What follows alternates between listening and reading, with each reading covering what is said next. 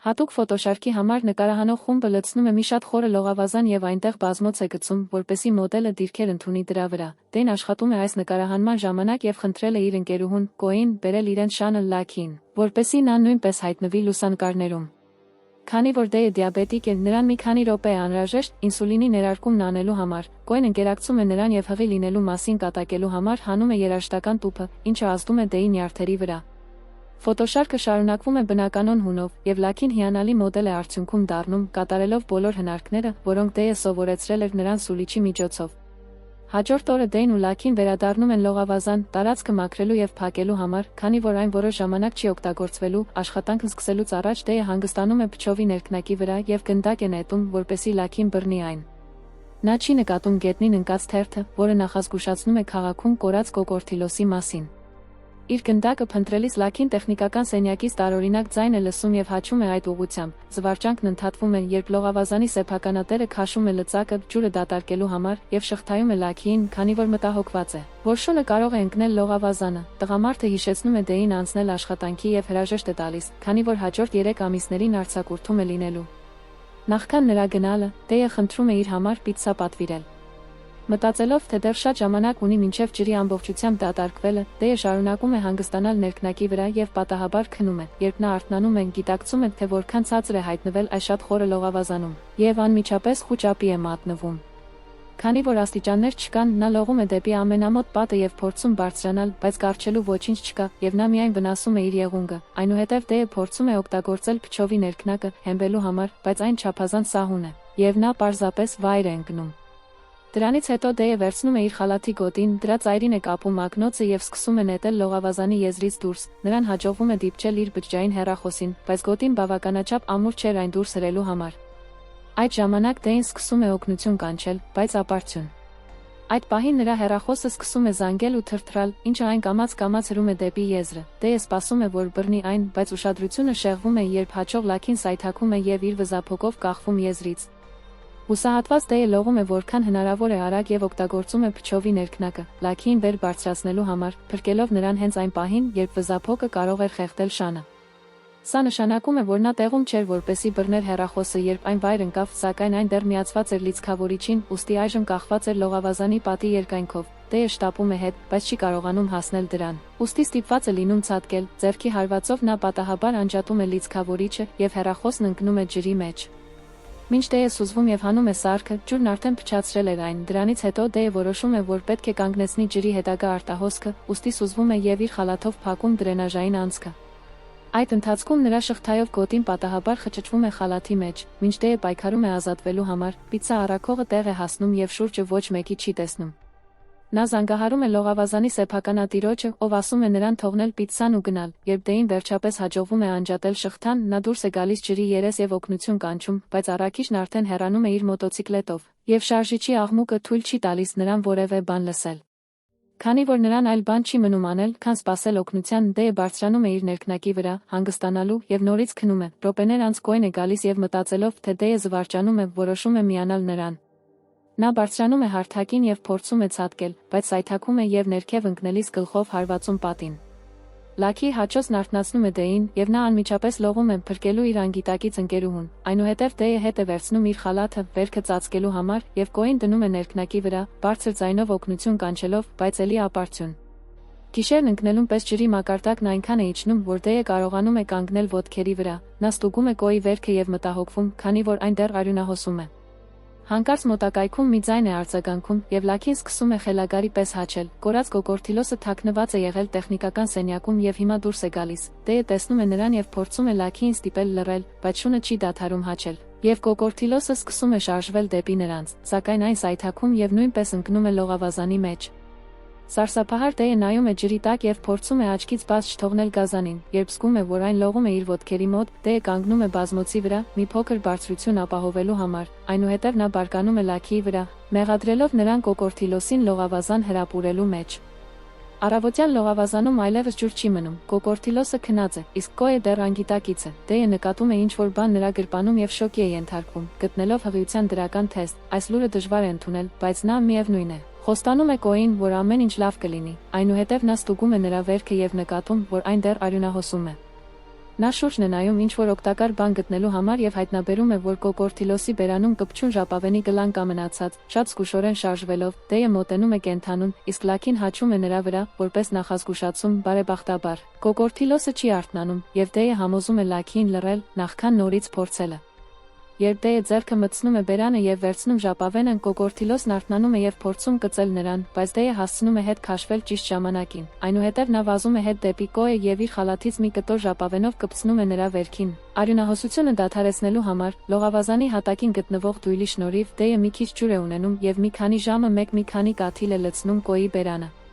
Երբ կոկորդիլոսի ուշադրությունը շեղված է լինում, դեյը փորձում է բացել դրենաժային անցքը, բայց որքան էլ ուժ է գործադրում, կափարիչը տեղից չի շարժվում։ Նա վերադառնում է Կոյի մոտ և հայտնաբերում, որ նրա վզնոցն իրականում ածելի է, ուստի վերցնում է այն։ Երբ դեյը շրջվում է, տեսնում է, որ կոկորդիլոսը հանգստանում է անցքի վրա։ Նա սկսում է թափահարել կպչուն ժապավենը որպես մտրակ, հեռվից հարվածելով կենդանու գլխին։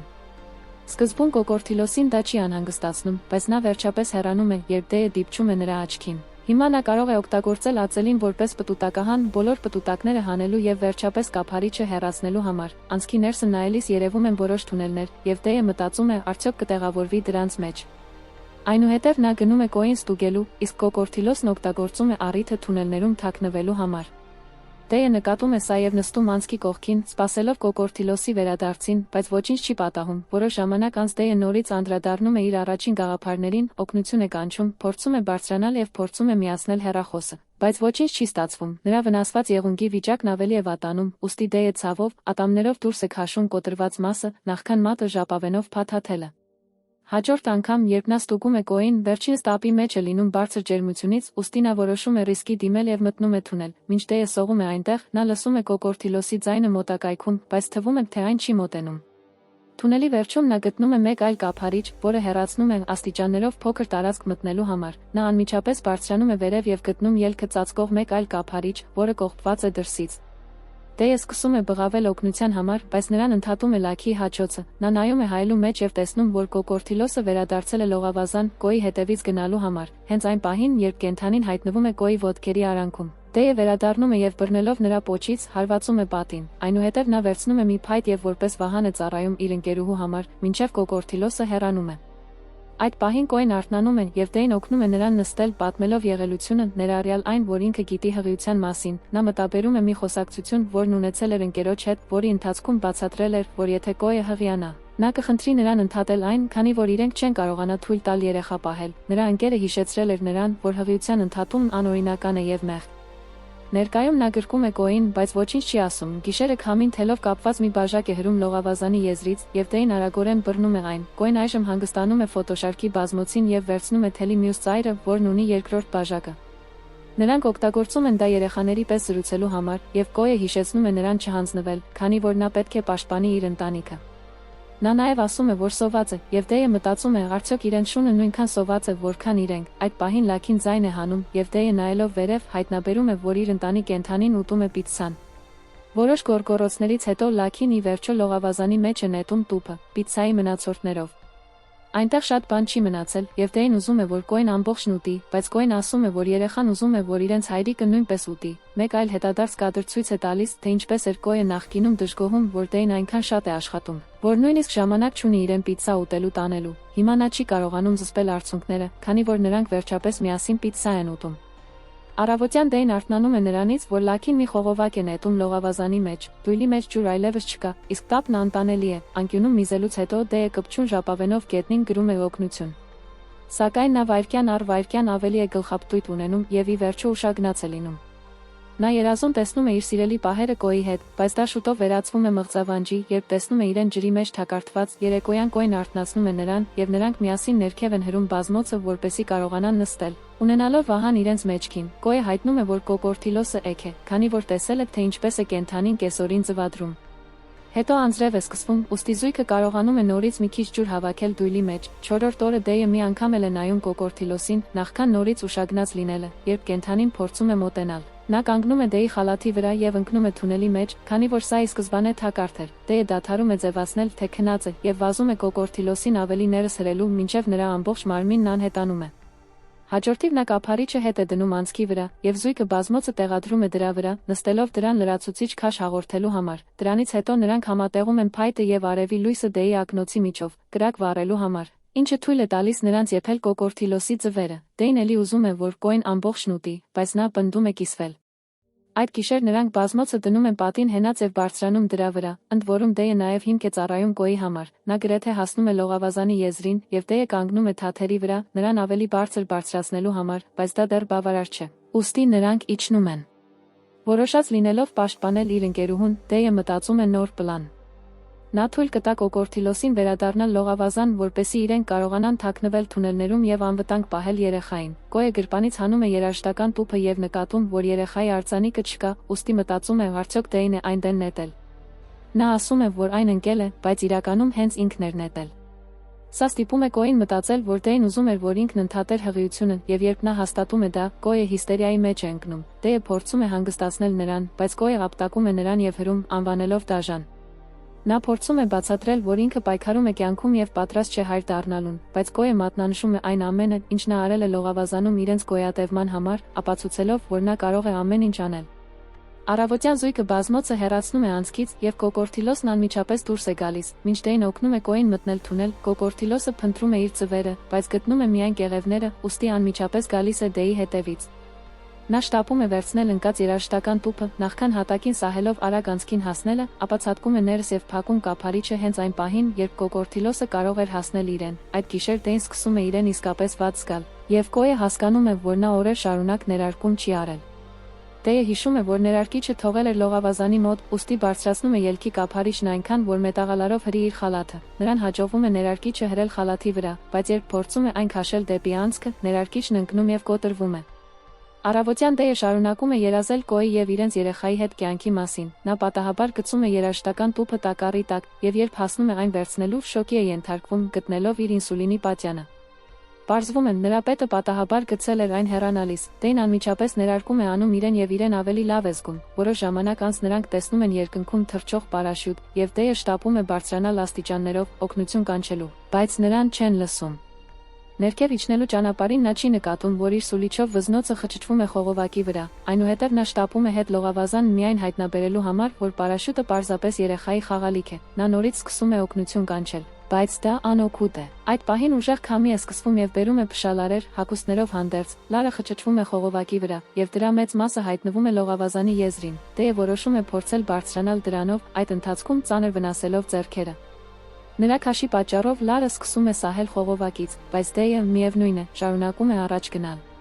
Երբ նա պատրաստվում է հասնել եզրին, Լարը վերջնականապես պոկվում է եւ Դեյն ընկնում է, վատ վայրեջքը կոտրում է նրա ոտքերից մեկը, նախքան նրա ուշագնաց լինելը։ 6-րդ օրը Դեյն արթնանում է սարսափելի ցավերով, օգտագործելով մի քանի փայտիկներ եւ ժապավեն։ Նա բեկակալ է ստեղծում կոտրված ոտքի շուրջը եւ նորից ուշագնաց լինում։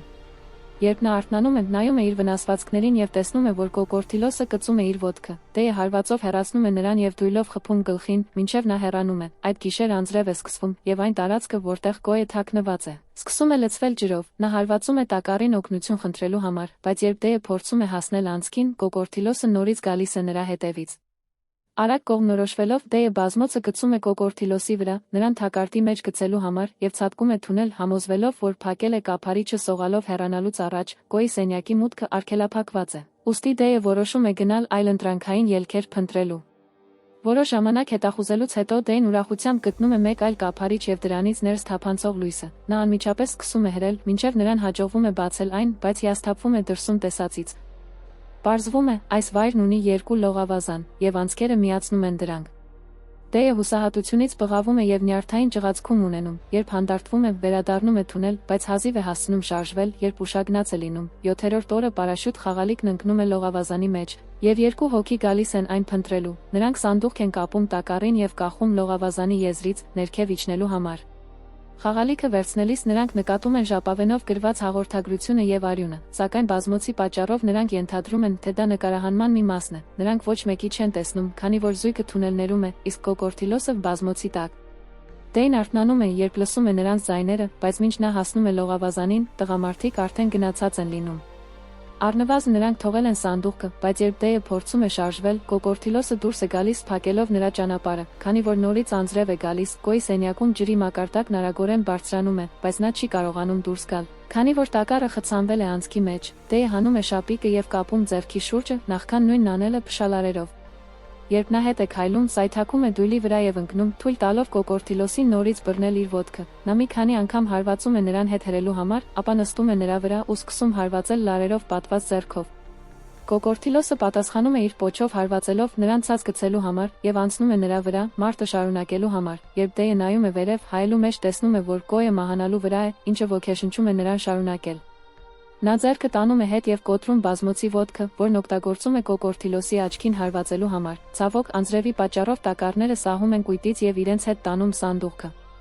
Երբ Դեյը տեսնում է սա, ընկնում է ծնկների վրա, մտածելով, թե ամեն ինչ ավարտված է։ Հանկարծ Կոկորտիլոսը հարվածում է նրա մեջքին, նախքան փորը կծելը, թողնելով ծանր վերքեր, երբ այն պատրաստվում է կծել նաեւ նրա գլուխը։ Կոյը գտնում է սուլիչը եւ փչում այն։